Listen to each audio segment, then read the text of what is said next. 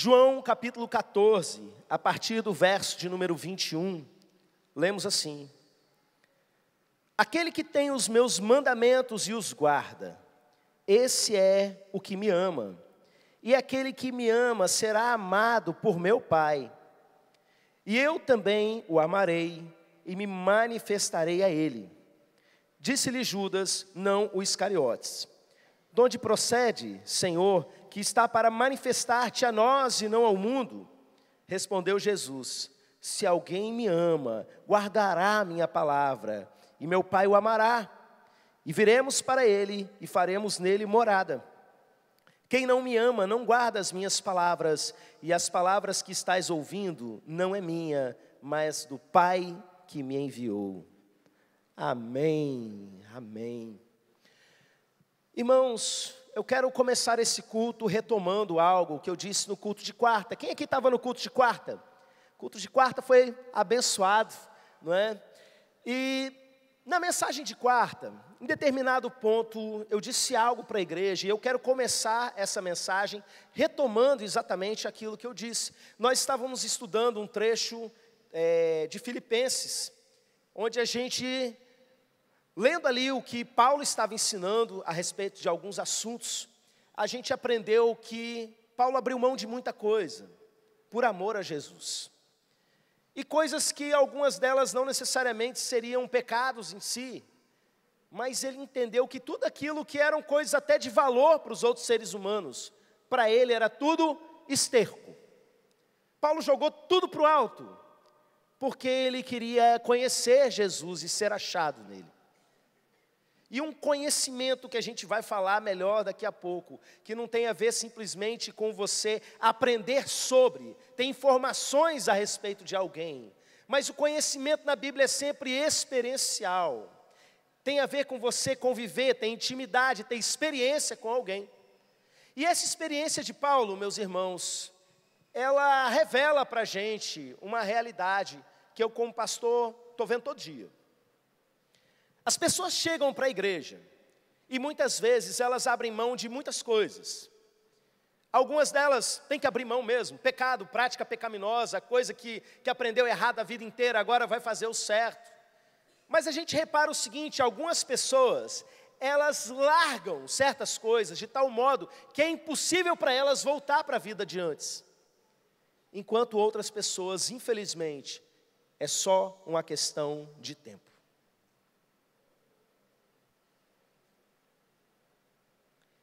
Isso é complicado da gente dizer, mas infelizmente é a prática do nosso dia a dia. Eu olho, por exemplo, posso citar nome porque é um testemunho bonito, o irmão Alberto, está ali, o homem de Deus, para toda a obra, não é? Eu soube que ele antes era um bêbado. Eu não consigo imaginar, meus irmãos. Não faz sentido. Tem gente aqui na igreja que veio do mundo das drogas, que estava na rua, e que se a gente contar, vocês nem acreditam. E olha, se alguém passar em frente a um boteco e ver o irmão Alberto lá, você pode saber, está pregando evangelho para alguém lá. Mas algumas pessoas têm uma dificuldade muito grande com romper a velha vida e mergulhar de cabeça no reino de Deus. De abrir mão, sabe? E daqui a pouco as coisas começam a voltar e elas estão de volta na mesma prática. E eu entendi uma coisa, meus irmãos. A gente só troca algo na nossa vida, a gente só abre mão de algo quando a gente encontra uma coisa melhor. Então, pastor, mas está todo mundo na mesma igreja. É porque não é sobre igreja. Quem abre mão de coisas gostosas, pecados são gostosos, pecados são prazerosos. Quem abre mão de pecado? Por igreja, por determinação de uma denominação ou convenção, por usos e costumes simplesmente, para ser aceito num determinado grupo, para o pastor não botar de banco, é só uma questão de tempo. Porque você vai continuar ali enquanto aquela coisa for novidade para você.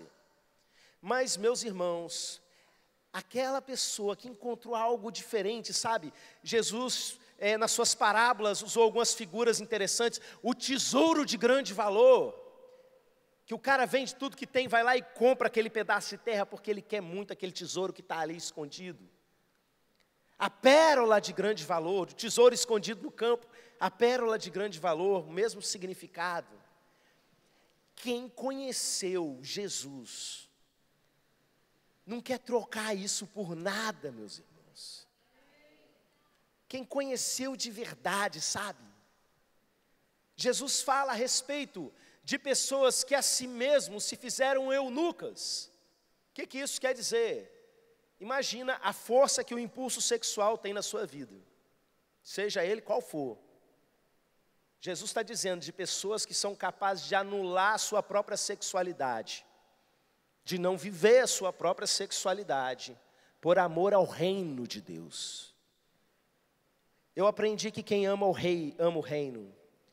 Eu aprendi que quem ama o cabeça da igreja, ama a igreja.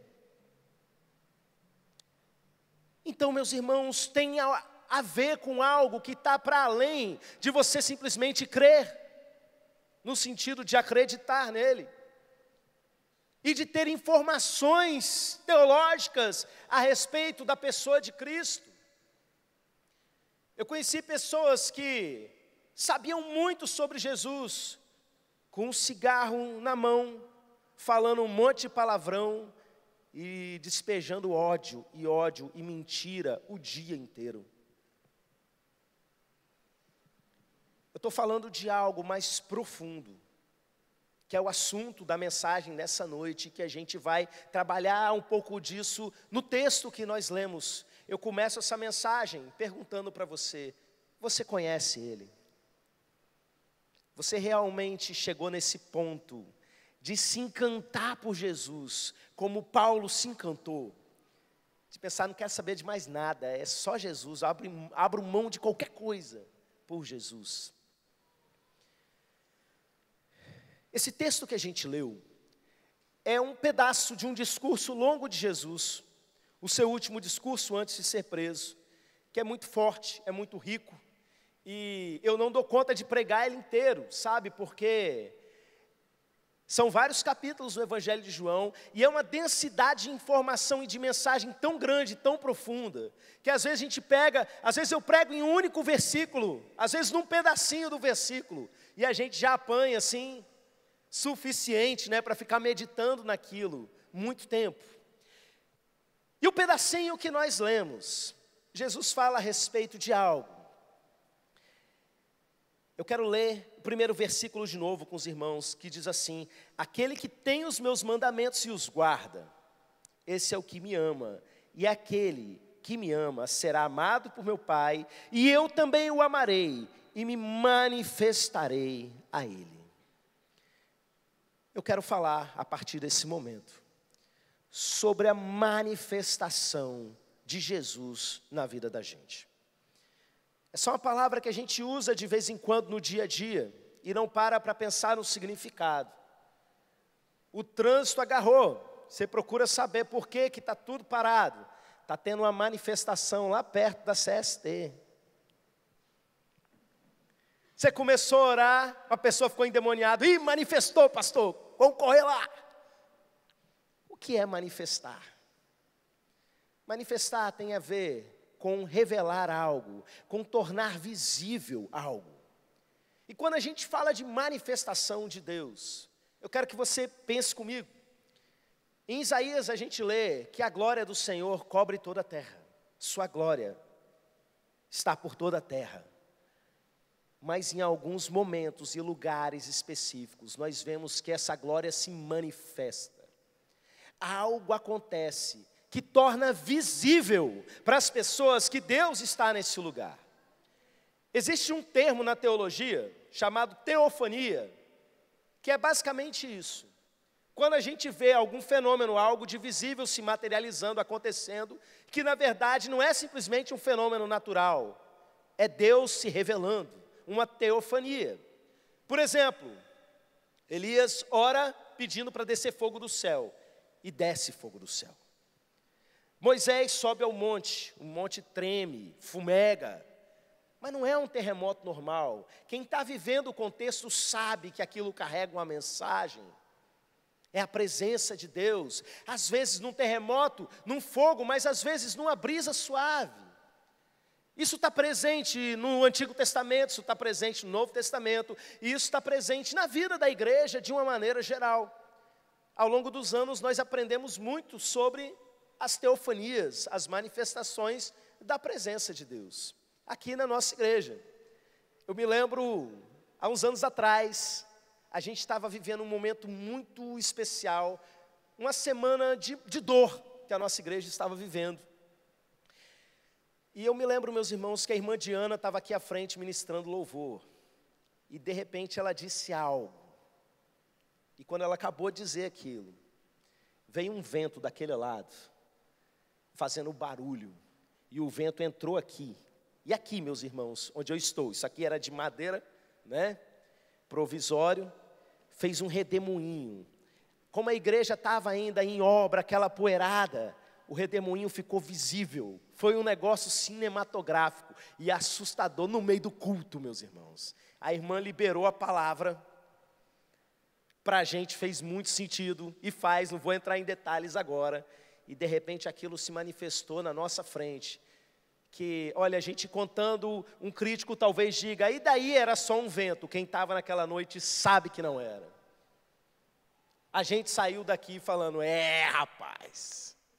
A igreja entrou num estado de temor, de glorificação, que anos mais tarde, eu chamando os alunos na escola para ir lá conhecer a minha igreja e tal, um aluno falou, tá doido, eu estava lá um dia, apareceu um negócio lá, um redemoinho, saí para casa com as pernas tremendo, com medo naquele dia. Anos depois, um visitante ainda lembrava do dia que algo aconteceu. Irmãos, mais recentemente, a gente viveu do chão tremer no meio de uma pregação, sabe? Fora aquelas manifestações que acontecem no nosso particular, que a gente sabe que está para além do normal. Você sabe que Jesus está ali, mas quando você sente uma manifestação, aquilo traz um refrigério, um renovo. Eu me lembro o pastor Edmilson, há um tempo atrás, na nossa roda de leitura da Bíblia, no domingo de manhã, ele contando a experiência, que ele estava lá orando, sozinho, aquela batalha diante de Deus, e de repente ele sentiu uma presença chegando do lado dele. E quando ele olhou para o lado, a grama tinha abaixado no formato de pés, e Jesus estava ali do lado dele. Jesus já foi visto andando aqui nessa igreja, meus irmãos, e não era uma alucinação de várias pessoas perceberam, sabe, reagiram naquele momento. É maravilhoso quando Deus se manifesta, você sabe que Ele está aqui, você sabe que Ele está presente, mas de repente Ele se manifesta, Ele torna algo visível, acontece algo.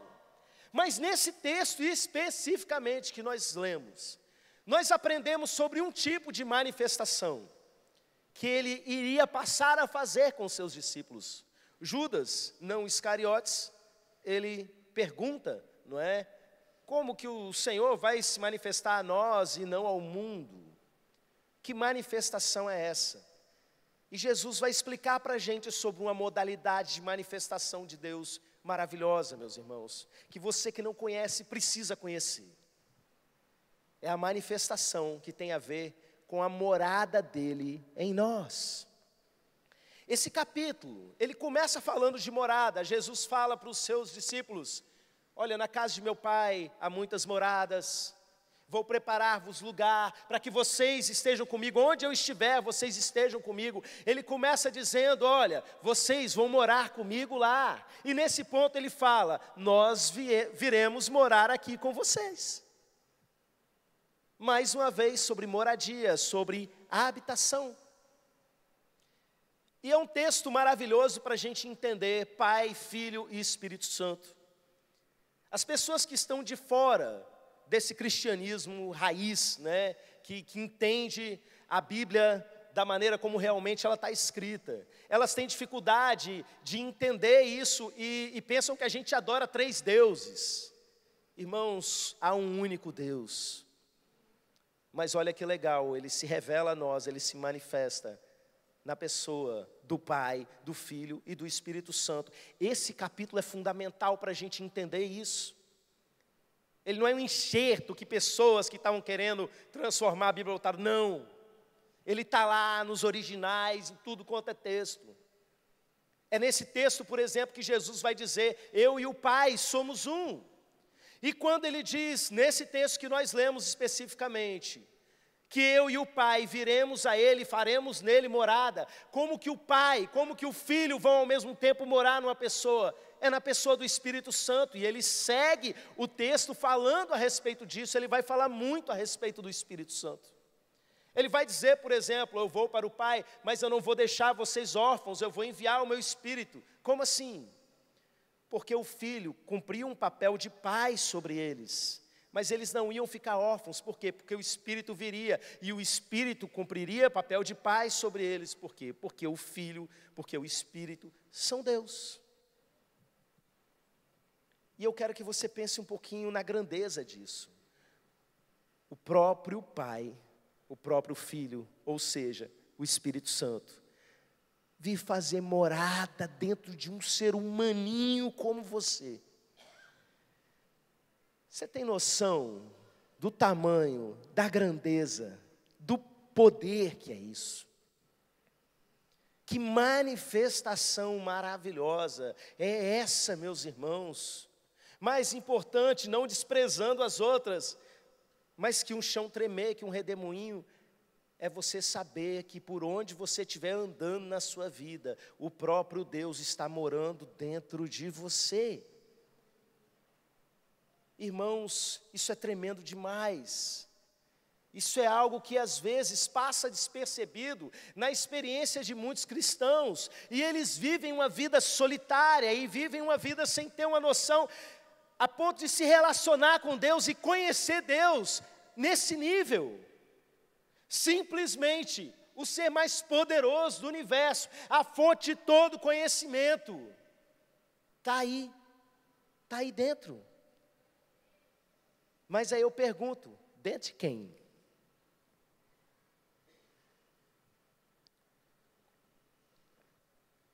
Quem é você? Eu comecei a mensagem perguntando se você conhecia mesmo. Você conhece? Você tem contato com essa revelação, com essa manifestação? Faz parte da sua vida? Deixa eu falar uma coisa para você sobre Deus morar em uma casa, em uma pessoa. Deus não é obrigado a estar em um lugar onde Ele não é bem-vindo. Você consegue entender isso? Imagina você chegar num lugar e você descobrir que, na verdade, o convite da festa foi por engano. E as pessoas que estão ali não queriam que você estivesse. Imagina você estar numa casa hospedado e, de repente, pegar uma conversa paralela de pessoas fazendo coisas, dando a entender que você não é bem-vindo ali. Você junta suas coisas, procura um hotel. Se nem você gosta de estar num lugar onde você não é bem-vindo, quanto mais Deus. Você começa a entender por que tantas pessoas não acharam tesouro de valor, não acharam a pérola de grande valor, o tesouro escondido. Você começa a entender por que tantas pessoas não têm profundidade, não têm raiz, está faltando algo. E esse texto vai revelar para a gente. Eu quero ler de novo os mesmos versículos, e vocês prestem bastante atenção aos detalhes. Aquele que tem os meus mandamentos e os guarda, esse é o que me ama. Aquele que me ama será amado por meu Pai, e eu também o amarei e me manifestarei a ele. Disse-lhe Judas, não Iscariotes: de onde procede, Senhor, que estás para manifestar-te a nós e não ao mundo? Respondeu Jesus: se alguém me ama, guardará a minha palavra, e meu Pai o amará, e viremos para ele, e faremos nele morada. Quem não me ama, não guarda as minhas palavras, e as palavras que estás ouvindo, não é minha, mas do Pai que me enviou. Então presta atenção, todo mundo é morada de Deus? Claro que não. Quantas vezes eu vi pessoas mais aleatórias, às vezes bandidos, dizendo: eu tenho Cristo no coração. É bizarro, meus irmãos, mas a gente precisa entender que não é para todo mundo, é para um tipo específico de pessoa. E nessa noite você precisa parar para se perguntar se você é esse tipo de pessoa. Qual é a pessoa que o Pai e o Filho veem na pessoa do Espírito Santo para morar dentro da vida dela e se manifestar a ela? Aquele que me ama. Aquele que me ama. E quem é aquele que ama? É aí que muita gente se dá mal. Você já ouviu falar das 5 linguagens do amor? Os casais que estão se preparando para casar têm como leitura obrigatória um livrinho de um conselheiro de casais famoso, Gary Chapman, se não me engano, me corrijam aí se eu estiver errado, que ensina sobre relacionamento, e ele fala de 5 linguagens do amor. E ele fala, por exemplo, que às vezes o marido, ele está ali falando eu te amo para a esposa, mas a esposa não consegue se sentir amada, porque a linguagem de amor dela é toque, ela queria um abraço. E às vezes, a mulher está lá falando eu te amo, e abraçando o marido, mas na verdade, ele não se sente amado, porque a linguagem de amor dele é presentes. E às vezes, a mulher está lá fazendo um monte de serviço dentro de casa e fala: esse homem, eu não sei o que eu faço por ele, ele continua achando que eu não amo ele, mas eu estou aqui entregando a refeição fazendo isso, porque a linguagem de amor dela é serviço, atos de serviço, e ele só queria, de repente, um presente. O ser humano é complicado, vou te falar, hein? É mais ou menos assim que funciona no dia a dia. Vou falar para vocês qual é a linguagem de amor de Deus. Quem adivinha? Será que é tempo de qualidade? Segundo o texto que nós acabamos de ler, a linguagem de amor de Deus é a obediência. Porque aquele que me ama, guarda os meus mandamentos. Guardar não é enfiar no bolso. Guardar é uma palavra que significa para a gente obedecer. Então, meus irmãos, a pessoa que vai ser morada é aquele que se compromete em obedecer ao Senhor. Lembra que eu disse para vocês que não adianta a pessoa simplesmente dizer que ama a Deus. Isso não é garantia de que Ele vem, meus irmãos. Você pode acreditar que Ele é real, você pode ter uma admiração grande por Ele. Você pode, inclusive, ser um tipo de adorador dele, mas se não tiver obediência, não vai rolar. Aquele que me ama, guardará os meus mandamentos. Deixa eu ler para vocês.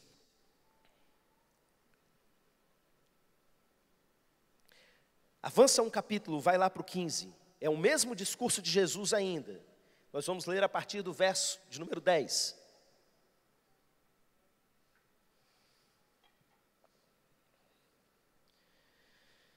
João 15, a partir do verso 10, lemos assim: se guardardes os meus mandamentos, permanecereis no meu amor, assim como também eu tenho guardado os mandamentos de meu Pai, e no seu amor permaneço. Tenho-vos dito essas coisas para que o meu gozo esteja em vós e o vosso gozo seja completo. Olha só, Jesus quer que a sua alegria seja completa. A vontade de Deus para a sua vida não é que você tenha uma alegria pelas metades, não é que você seja um adoecido nas suas emoções, um deprimido. A vontade de Deus é que a sua alegria seja completa. Verso 12: o meu mandamento é este, que vos ameis uns aos outros, assim como eu vos amei. Ninguém tem maior amor do que esse, de dar a alguém a própria vida em favor dos seus amigos. Eu me lembro, um conhecido meu, sabe essas pessoas anti-igreja? Eu respeito todo mundo, mas eu não vou a igreja nenhuma, porque para mim o que importa é amar a Deus e amar o próximo, e está tudo bem. Então, isso pega muita gente desprevenida, porque Jesus ensinou, né? Que deve amar a Deus e deve amar o próximo. Ok, Mas amar a Deus envolve obedecê-lo. Não é simplesmente virar, Senhor, eu te amo, está tudo bom, e segue com a vida como se nada tivesse acontecido. Nessas horas eu sempre me lembro de uma situação na minha adolescência, que uma tia minha, muito afastada da presença de Deus naquele momento, minha mãe ia cobrá-la, né, e falar, olha, você precisa buscar a Deus e tal, para as coisas se acertarem na sua vida. Aí ela falava assim, na hora que dá 6 horas da tarde, toca a Ave Maria lá no rádio, eu vou lá e faço sinal da cruz, e Deus sabe que eu me lembrei dele. Eita, que amor, hein? Aquele que me ama obedece os meus mandamentos. E olha, amar o próximo é amar como Cristo nos amou.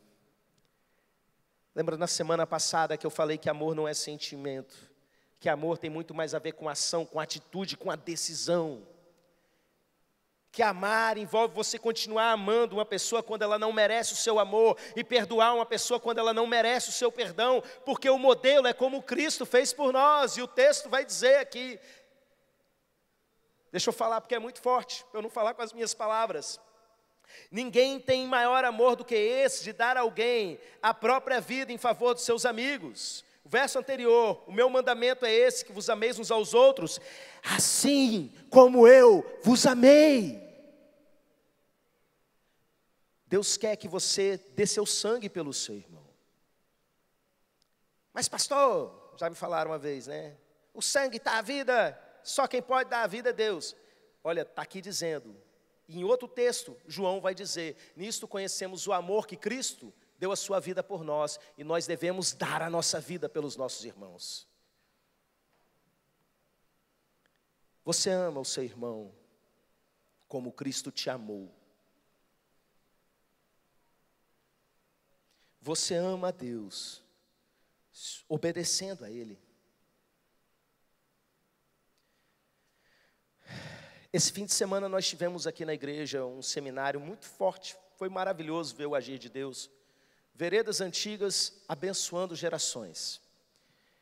E o que move esse seminário é a manifestação de Deus em nós. É a gente poder virar para Deus e perguntar, e olha que legal, Ele responde. É muito forte, meus irmãos. Deus simplesmente vai lá e fala conosco. Mas olha, para algumas pessoas que se dizem crentes, que se dizem servos de Deus, eles não estão preocupados com a opinião de Deus a respeito das coisas da sua vida. Eu virar para um servo de Deus e falar, pergunta para Deus se você deve fazer isso ou não. A pessoa vai saber a vontade de Deus e vai obedecer, ainda que seja algo que ela não quer fazer. Mas quando uma pessoa conhece a vontade de Deus, Deus está falando, vai para lá. Tem versículo na Bíblia explícito dizendo, ei, é por aqui. E a pessoa vira e fala, não quero saber, já tomei minha decisão, eu vou por aqui. Morada de Deus, coisa nenhuma. No máximo, morada de demônio. Pessoa em estado de rebeldia e rebelião contra Deus. Olha, queridos, a respeito dessa morada do Espírito Santo em nós, esse mesmo texto, Jesus diz algo muito forte. Ele diz assim, olha, o Espírito, que vocês já conhecem, porque Ele está com vocês. Ele vai estar em vocês. O Espírito ainda não tinha sido derramado, né? O Filho ainda estava ali presente. Jesus está mostrando, meus irmãos, que tem uma diferença do Espírito Santo estar com você e o Espírito Santo está em você. Irmãos, algumas pessoas têm grandes experiências com Deus, e quando a gente começa a falar, olha, você precisa nascer de novo. Não, pastor, mas você não entende, eu já vivi milagre, eu já vivi livramento, porque teve uma vez que eu ia morrer, e Deus foi lá e fez isso, e virou tudo e tal, amém, glória a Deus, Deus está agindo na sua vida, mas Ele ainda está do lado de fora, Ele quer entrar. É diferente você estar com o Espírito, e você ter o Espírito, e Ele está morando dentro de você. Deixa eu falar para você que de repente não sabe o que é isso. Irmãos, eu não consigo imaginar a minha vida. Como seria o meu dia, se eu não pudesse virar para o Espírito Santo do lado de dentro, e falar para Ele, quando eu estou mal, quando eu não sei o que fazer, quando eu não tenho direção, quando eu tenho que fazer uma coisa e eu não quero fazer aquela coisa, quando eu estou sentindo uma dor muito grande. Me lembro uma vez que eu estava com uma dor tão violenta, que eu só sabia fazer assim: ai Deus, ai Deus. Não era uma interjeição de espanto, de dor, sabe? Tem gente que xinga, né? E solta um palavrão. Eu estava falando com Ele. Ele está aqui comigo, sabe? E eu não abro mão disso por nada na minha vida. Eu não abro mão dessa presença, dessa habitação, da manifestação dEle do lado de dentro. Eu não quero entrar em desobediência, sabe? Esfriar essa chama dentro de mim. E quando eu vejo que eu começo a ficar ruim, eu volto para o meu lugar de oração, eu peço misericórdia para Deus, porque eu não quero voltar para aquilo que eu já fui. Eu preciso dessa manifestação do Senhor. E eu quero terminar esse culto, essa mensagem, de uma maneira muito simples, que você até já sabe qual é. Eu quero dar a chance para você se reconciliar com o Senhor. Eu quero dar a chance para você, que não vive isso na sua vida, se acertar com Deus. Chega de solidão, chega de se sentir perdido. É hora de você conhecer algo que você não vai querer trocar por mais nada na sua vida. Chega de ser um crente de altos e baixos, sabe? Que uma hora quer Deus, outra hora quer o inferno. Eu quero dar essa chance para você. Se coloca de pé e vamos orar nesse momento.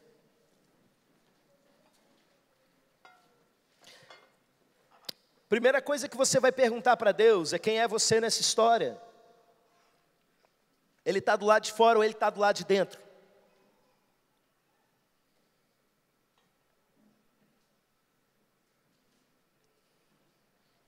Você sabe o que é ter o Espírito Santo dentro de você? A Bíblia diz que se alguém não tem o Espírito de Cristo, esse tal não é dele. Se você identificou que a sua vida ainda anda em desobediência ao Senhor, eu quero convidar você a se arrepender. E num gesto de que você está pronto para jogar tudo para o alto, eu quero convidar você também a se manifestar. Assim como Ele se manifesta, torna visível, eu quero que você se torne visível. Igreja, feche os seus olhos e comece a orar por salvação, por quebrantamento.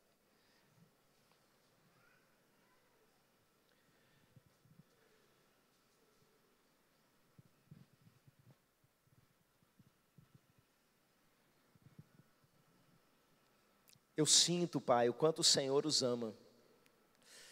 O Senhor os ama com um amor infinito, acima da nossa capacidade mental humana de entender. E o Senhor quer passar para o lado de dentro de pessoas que ainda não te têm do lado de dentro. O Senhor tem cercado algumas pessoas há tantos anos, com amor, com cuidado, com misericórdia. Meu Deus.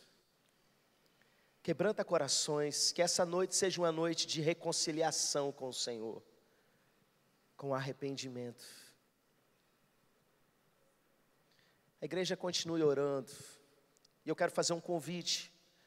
Você que entende que se afastou do Senhor e quer voltar para a presença, ou você que de repente precisa realmente conhecer Jesus, aceitar Jesus, recebê-lo como seu Senhor, eu quero orar pela sua vida. Sai do seu lugar, se junta conosco aqui à frente. Não tenha vergonha de nada. Seja aquela pessoa que está disposta a abrir mão de qualquer coisa para conhecê-lo e ser achado nele.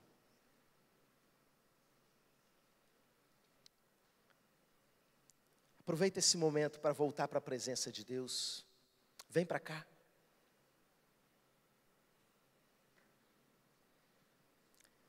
manifeste-se, revele-se, torne-se visível, porque se você fizer isso, eu vou orar pela sua vida, essa igreja vai orar pela sua vida, para que você viva experiências ainda mais profundas, verdadeiras teofanias na sua vida.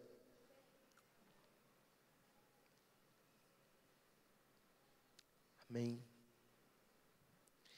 Pai querido, eu quero primeiramente te louvar e te agradecer, porque o Senhor é maravilhoso, porque o Senhor é poderoso, porque o Senhor escolheu viver em nós, o Senhor tem cuidado de nós, o Senhor tem se manifestado a nós, assim como se manifestou aqueles 11 apóstolos, depois que Jesus subiu aos céus, o Senhor continua se manifestando a cada um de nós. E nós queremos aproveitar essa noite para reafirmar, meu Pai, o nosso amor ao Senhor, por meio da nossa obediência. E declarar, meu Deus, que nós estamos dispostos a abrir mão de tudo, por amor ao Senhor. Eu oro por esses jovens que vieram aqui à frente. Meu Deus, que esse simples ato de se manifestarem, de virem, abra para eles um novo nível de manifestação da Tua glória. E que essa semana, meu Pai, eles já comecem a desfrutar disso. Dá a eles sonhos proféticos. Dá a eles, meu Pai, discernimento espiritual. Faça com que eles sintam o Senhor falando. Ao abrir as suas Bíblias, que não seja simplesmente um livro, mas seja o Senhor falando com eles.